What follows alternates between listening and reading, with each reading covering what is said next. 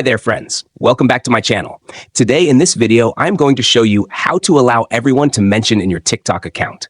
Please consider subscribing to my channel and liking this video. Let's get started, guys. Step 1. First, open the TikTok app and find the home screen menu. Step 2.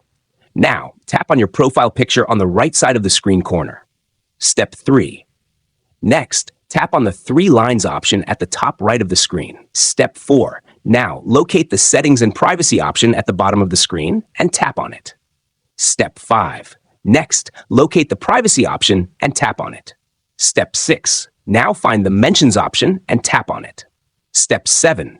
Next, tap on Allow Mentions from the option at the top of the screen. Step 8. Now, under Who Can Mention You in their descriptions, stickers, comments, and stories, you will see 4 options: Everyone, People you follow, Friends, or No one. Step 9. For the last and most important step, tap on Everyone to select it. And now, mentions are turned on for everyone on your TikTok account instantly. If you found this tutorial helpful, don't forget to like this video and subscribe to my channel.